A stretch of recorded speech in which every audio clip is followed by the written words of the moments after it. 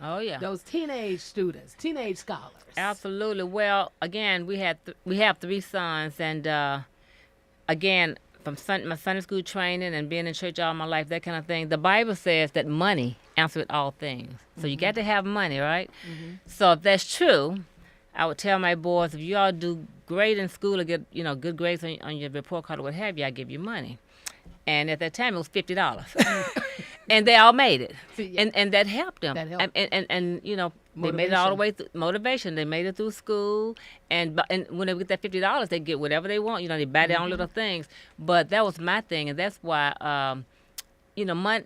Everything comes from the Bible for me to help my family and my kids, what have you. Money answered all things. So even if it's not $50, even if it's 10, Right. at least they can go to the store and buy them whatever. But that's how I did all the way through, so they can stay right, with school and all of that, all the way up. And that's why after they graduated from college and all that kind of stuff, then I could get another dress that wasn't $5. I can get Right. $1,000 dress, Right. stuff like that. Okay. Right, exactly. With teenagers, a couple of things. Listen to them. Listen to them, because they have concerns that you may not have, but to them it's a big deal. E- every Sunday at church, I spend several minutes right in the middle of service to sit down and talk with You do. our kids, including teenagers, 18 years old and down. And believe it or not, I ask them what's on their mind, what's on your heart, what are you concerned about. This past Sunday, I asked them, what's your greatest fear about this upcoming school year?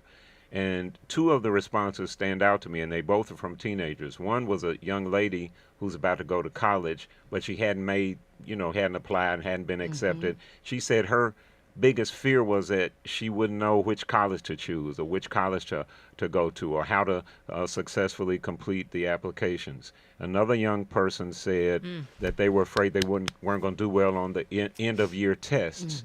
Well, there's not much I can do to take the test for them, but I can encourage them Right. that I believe that you're concerned about it. I want you to do well. I believe you're going to do well, but that can't come until you listen to them. You have to listen to them. The other thing is, in my opinion, for teenagers, just encourage them to find what their passion is. Don't try to push them in one direction or another, but encourage them to find out what their passion is. You closed out that last music break with Layla Hathaway, So in Love. Well, Layla Hathaway, one of the only Grammys that she's ever received, she got with my brother Kurt Right. and my brother Kevin, Right. who were both Legacy Melrose High School Right. graduates. Yes. And both of them love music, and so that's what they pursued. And it was a lot of starving years, but that's what they pursued. And they got to the place where Kirk played with people all over the world, including Layla. And on that project, Layla sang a song that Kirk wrote, and together they won a Grammy. Well, that wouldn't have happened if Kirk hadn't followed his passion. Right. That's right. Right. So That's right. with your teenagers, and I'm telling you, man, by the teenage years, it's almost too late for a lot of them. But it's never too late to listen to them. Listen to them. And the other thing, like all of our songs, our three songs in music too, well, we had to buy them horns and Right. trombones and Colin was singing and all of that. Well, we went to every performance. We weren't too tired to go. Yeah, I'll go to work, maybe come home, or he'll come home. We got to go, be there at Right. 7 o'clock. So we supported them every single time, no matter how many times they performed in a year, a week, whatever. We were always there, and they knew we were coming. Right. So and to this day, still, we're there. And Yeah. so, a common theme, the parents and the Good Village members out there, Big Mama and them, all of them, everyone in the Good Village, you have to listen, you have to support, you have to be there. There's going to take some sacrifice in order to invest in our scholars and our brilliant babies. So, before we wrap up, let's talk about what should families, I just mentioned the Good Village, right? And Miss Sheila, you talked about how, back when you were in elementary, middle, college, yeah. your Good Village was the neighborhood, the Yes. church. Yes, absolutely. Pastor, your Good Village was the family, the neighborhood, the church. What are some of the things that families we really should be expecting certain things from different circles, I feel like. They Am have I to wrong be able, for feeling that way. yeah, well, they have to be able to come and talk to, even if they can't talk to their parents, Mm-hmm. talk to an aunt or uncle or grandmother. You know, the grandmother can't be out there on the dance floor and the child need some help, that kind of thing. You know, no, your time is come. You know, unless there's a big celebration somewhere, but you have to know your place as an adult, you know, especially when you have children. You know, I used to go out to, I loved to dance until I met him. You know, he was like what they call a wallflower, so I had to stop Watch dancing. your mouth. I was at the parties, you know, before I got married and all that kind of stuff. But when I had those kids, I had to stop going out and doing that kind of thing until my Aunt Diana wanted to go out one night on her birthday when I was, I think 24 or something like that. And that was the last time I went out because my husband didn't go with me. Well, again, I want to challenge parents to be parents. Be parents. Amen.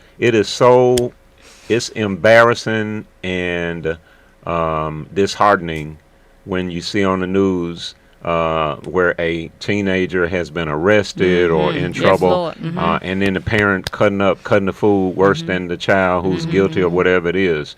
It's embarrassing, and it's embarrassing for our people. So what I would say to parents, especially in Memphis Shelby County schools, is to be a parent and take the risks.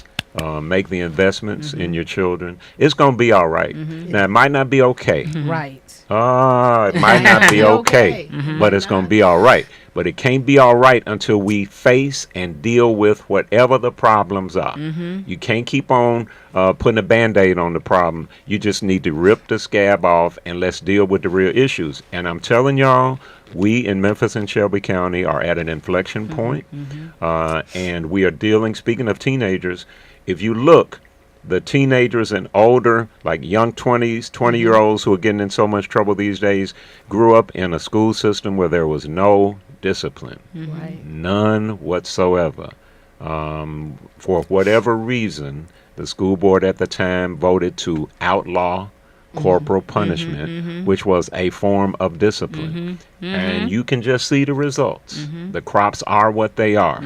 We've got young men and women who are just angry. Right. They just angry, filled with rage, and have never been corrected. In other words, they've never had anybody to manifest love to them. Right. And that's what we're dealing with. So although it's great to have a positive attitude and all of that, roll your sleeves up. This week, go to your child's school. Even if it's a teenager, even if they don't want you don't need their permission. You don't need your children's permission. That's right. Right. Show up. And let me tell this story before I know you got to go. But one time, and this is when corporal punishment was still in play. But I didn't want the principal to have to whip my children. You feel me? I didn't want them to have to pass. So one day, for two of my oldest sons, they were cutting up at various times. So I told them, if you do it again, I'm gonna have to come up there and get you. And for both of them, that day came where I had to go to their school and whip them, paddle them, you know, in front of their peers. Well, after I did that one time, It didn't have to do that didn't happen. But see, anymore. they're typical children, but their dad was a preacher, a pastor, so that's added pressure. Right. Okay, so they really have been pressured to a degree. And I remember I would deal with them on finance and have them sitting at the dining room table till Kim would come. Let them go, let them go, you know. Let them go. Let them Because go. I'm trying to make sure they knew their numbers, be you free. know, all Let of 'em that be kind of stuff. Right. So we're still involved. We talk to our kids every single day. They still call every day. We call them all day long. I mean, no matter where in the world they may be. Cameron's on the airplane now going somewhere. Kenneth just got back. Colin's doing something. They still call us all day long. And we talk, hey. And that's a blessing. every And that's day. a blessing. Yeah. You guys are truly, truly, truly a blessing. Been a blessing for a long Praise time God. to me and my family. Right? And to others. You know what I'm saying? I tell people all the time I'm originally from Wisconsin. You guys know that. Yeah. But I grew up, Yeah. you know what I'm Yeah. saying, in Memphis, Tennessee, at the New Olivet. Wow. All right. That's where I grew up. And so I just want to thank you guys for your service Thank to our community, because you guys. And we love this community. Yeah, Absolutely. and we know it. Yeah. And we know it. And thank you for sharing. Thank you for coming and sharing. Now, before we wrap up, you know it's radio. You got any shouts out?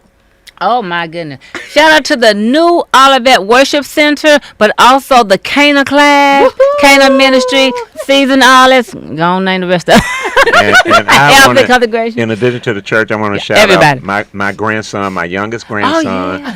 Lil Cameron Timothy Whalum Jr., and I'm gonna show the people who watch the video. This is his famous dance. It is. So shout out Lil Cameron. Shout out Lil Cameron. And thank y'all so much. It's been a pleasure, Cathy. You're dynamic. Thank you. Thank you. Thank you guys so Absolutely. much for sharing. You're listening to 88.5 FM.